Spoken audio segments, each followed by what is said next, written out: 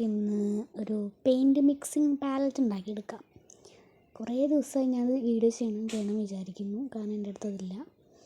അപ്പം നമുക്ക് ആദ്യം അതുപോലെ വലിയൊരു കാർഡ്ബോർഡിൻ്റെ പെട്ടി ഇട്ടിട്ടുണ്ട് കേട്ടോ, ആമസോണിൻ്റെ. അതിൽ നിന്നൊരു പീസ് കട്ട് ചെയ്തെടുത്തിട്ട് വരയ്ക്കേണ്ട ഒന്ന് മാർക്ക് ചെയ്തെടുക്കുക പെൻസിൽ വെച്ചിട്ട് കേട്ടോ. അപ്പോൾ എനിക്ക് എല്ലാവർക്കും യൂസ്ഫുൾ ആവുന്നൊരു വീഡിയോ ആയിരിക്കും. അതുകൊണ്ട് തന്നെ നമ്മുടെ ചാനൽ സബ്സ്ക്രൈബ് ചെയ്യാനും ലൈക്ക് ചെയ്യാനും മറക്കരുത്. നമ്മൾ ലൈൻ ഇട്ടിട്ടുണ്ടായിരുന്നു സ്കെച്ച് ഇട്ടിട്ട്, അതൊന്ന് ഇതേപോലെ മാർക്ക് ചെയ്തൊന്ന് കട്ട് ചെയ്തെടുക്കുകയാണ്. സ്പീഡ് കൂട്ടിയിട്ടുണ്ട്. ഇതേപോലെ അടിപൊളിയായിട്ട് തന്നെ കട്ട് ചെയ്തെടുക്കുക.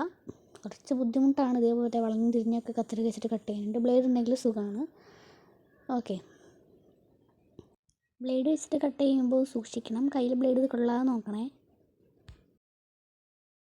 അപ്പം ഞാൻ കുറച്ച് ബോട്ടിലിൻ്റെ ക്യാപ്പ് എടുത്തിട്ടുണ്ട്. ഇതേപോലെ അത് അറേഞ്ച് ചെയ്യണം. അപ്പോൾ അതിന് വേണ്ടിയിട്ട് ഞാനിവിടെ ഐസ്ക്രീമിൻ്റെ അടപ്പായതുകൊണ്ട് അതിനിങ്ങനെ സിക്സാക്കായിട്ട് കുറച്ച് ലൈൻസ് ഉണ്ട്. അതൊന്ന് കട്ട് ചെയ്തിട്ട് ബ്ലേഡ് വെച്ചിട്ടൊന്ന് ഷേപ്പ് ചെയ്ത് കൊടുക്കുകയാണ്. ആ ബ്ലേഡ് മുറിക്കുന്നതിൻ്റെ ഇടയിൽ ചെറുതായിട്ടൊന്ന് കൈ തട്ടിയായിരുന്നു. ഇപ്പോൾ കുഴപ്പമൊന്നുമില്ല കേട്ടോ. ഇതേപോലെ അതിൻ്റെ വക്കൊക്കെ ഒന്ന് സെറ്റാക്കി എടുക്കുകയാണ് ചെയ്യേണ്ടത്. ഇതേപോലെ എല്ലാ അടപ്പും ഞാൻ അതേപോലെ ഷേപ്പാക്കി എടുത്തിട്ടുണ്ട് കേട്ടോ. 3 അടപ്പും അടിപൊളിയാക്കി എടുത്തിട്ടുണ്ട്. ഓക്കെ, അപ്പോൾ നമുക്കിനി അത് അതിനകത്ത് സെറ്റ് ചെയ്യണം.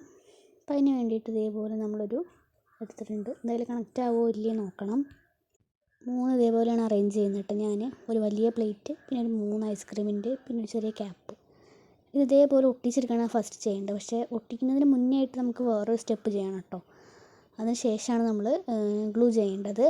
അതെന്താണെന്ന് വെച്ചാൽ നമ്മൾ ആ ഒരു ക്യാപ്പ് ഇതേപോലെ മലത്തി വെച്ചിട്ട് അതിൻ്റെ ഒരു ലൈന് ഒന്ന് വരച്ചെടുക്കുക, അതായത് ബോർഡർ ഒന്ന് വരച്ചെടുക്കുകയാണ് ചെയ്യേണ്ടത് കേട്ടോ പെൻസിൽ വെച്ചിട്ട്. എന്നിട്ട് നമുക്കത് കട്ട് ചെയ്യാനായിട്ടുള്ളതാണ്. എന്നിട്ട് വേണം അത് അതിനായിട്ട് അകത്തായിട്ട് സെറ്റ് ചെയ്യാനായിട്ട്. ഒരു പെയിൻറ്റ് മിക്സിങ് പാലറ്റൊക്കെ മേടിക്കണം. അപ്പോൾ ഇപ്പം അതിനുള്ളൊരിതില്ല. അപ്പോൾ എല്ലാവർക്കും ഇതൊരു യൂസ്ഫുൾ ആവുന്നുള്ള വീഡിയോ ആണെന്ന് വിചാരിക്കുന്നു. ഒരുപാട് പേര് അങ്ങനെ ഉണ്ടാവില്ല എല്ലാവരുടെ ഇതേപോലെ. നമുക്ക് ഉണ്ടാക്കുകയും ചെയ്യാം ഈസി ആയിട്ട് തന്നെ. അപ്പോൾ നമ്മൾ മാർക്ക് ചെയ്ത് കഴിഞ്ഞിട്ടുണ്ട്. ഇനി എല്ലാതും നമ്മൾ ഹോളിട്ട് കത്രിക വെച്ചിട്ട് കട്ട് ചെയ്യുമ്പോഴത്തേക്ക് ഇതേപോലെ ഉണ്ടാവും കേട്ടോ കാണാനായിട്ട്. അപ്പോൾ ഇതൊക്കെ അതിനകത്ത് സെറ്റ് ചെയ്യാനായിട്ടുള്ളതാണ്. ചെറിയ ലൂസൊക്കെ ഉണ്ടാവും, ചിലത് ടൈറ്റ് ആയിരിക്കും. ഒന്നും സീനില്ല, ഒക്കെ സെറ്റാക്കി എടുക്കാം. ഇതേപോലെ ആദ്യം അറേഞ്ച് ചെയ്യുക കേട്ടോ, ഏതൊക്കെ ഹോളിൽ ഏതൊക്കെ വെക്കണം എന്നൊന്നും ആദ്യം അറേഞ്ച് ചെയ്യുക.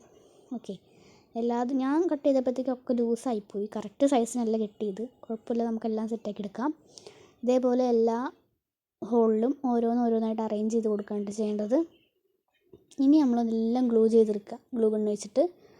അപ്പോൾ അവസാനം ഗ്ലൂ ചെയ്യുമ്പോൾ ഇങ്ങനെ ഉണ്ടാവും കേട്ടോ. ആകെ കുറേ ഞാൻ ഗ്ലൂ ചെയ്തിട്ടുണ്ട്. അടിപൊളിയായിട്ട് സ്ട്രോങ് ആയിട്ട് നമുക്ക് കിട്ടിയിട്ടുണ്ട് കേട്ടോ. ഒരു ഹോൾ പോലും ഇല്ലാത്ത രീതിയിൽ കിട്ടിയിട്ടുണ്ട്. ഓക്കെ, അപ്പോൾ ഇങ്ങനെയാണ് നമുക്ക് വേണ്ടത്. അതിന് ശേഷം വൈറ്റ് പെയിൻറ്റ് എടുക്കുകയാണ് ചെയ്യുന്നത്. വൈറ്റിനെ വേണമെന്നില്ല, ഇഷ്ടമുള്ള അടിക്കാം. ഞാനൊരു ഭംഗിക്ക് വേണ്ടിയിട്ട് വൈറ്റ് അടിച്ചു. ഫുള്ളായിട്ട് തന്നെ വൈറ്റ് വെച്ചിട്ട് കവർ ചെയ്യേണ്ടത്. നല്ല രീതിയിൽ തന്നെ വൈറ്റ് അപ്ലൈ ചെയ്ത് കൊടുക്കുന്നുണ്ട്. എല്ലായിടത്തും എത്തുന്ന രീതിയിൽ വേണം കട്ടിക്ക് തന്നെ അപ്ലൈ ചെയ്ത് കൊടുക്കാം കേട്ടോ. ഈ ഒരു ഹോളിനകത്തായിട്ട് ഒരു ലെയർ വൈറ്റ് അടിച്ചിട്ട് കാര്യമില്ല, ഡബിൾ ലെയർ അടിച്ചാലേ കുറച്ച് തിക്നെസ്സിൽ നിൽക്കത്തുള്ളൂ. അതുകൊണ്ട് ഞാൻ ഉണങ്ങിയ ശേഷം നിങ്ങൾ രണ്ടാമത്തെ ലെയറോട് അടിച്ചു കൊടുക്കണം. ഞാനതിൽ കാണിക്കുന്നില്ല. 2 ലെയർ അടിച്ച് കഴിഞ്ഞിട്ട് നല്ല തിക്നെസ് ആയിട്ട് തന്നെ വൈറ്റ് പ്രൊജക്റ്റ് ചെയ്ത് നിൽക്കുന്നത് കാണാനായിട്ട് പറ്റും. അപ്പോൾ ഇതേപോലെ അടിപൊളിയായിട്ട് തന്നെ അടിച്ചു കൊടുക്കുക.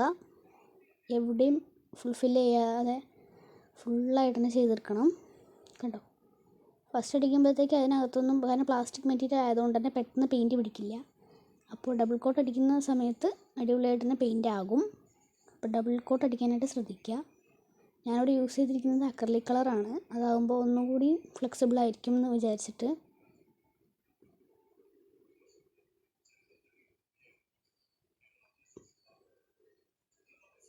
എല്ലാം ഇതേപോലെ പെയിൻറ്റ് ചെയ്തിട്ട് നന്നായിട്ട് തന്നെ ഇതേപോലെ പെയിൻറ്റ് ചെയ്യുക. അതിന് ശേഷം ഇതൊന്ന് ഉണക്കാനായിട്ട് വയ്ക്കുക. അതിലേക്കിനെ ഉണങ്ങി കഴിഞ്ഞിട്ടുണ്ടെങ്കിൽ അതിൻ്റെ അരികു ഭാഗത്തായിട്ട് ഞാൻ അതേപോലെ ഗ്രീൻ കളർ അടിച്ചെടുത്തിട്ടുണ്ട് കേട്ടോ. അവസാനം ഔട്ട്പുട്ട് ഇതാണ്.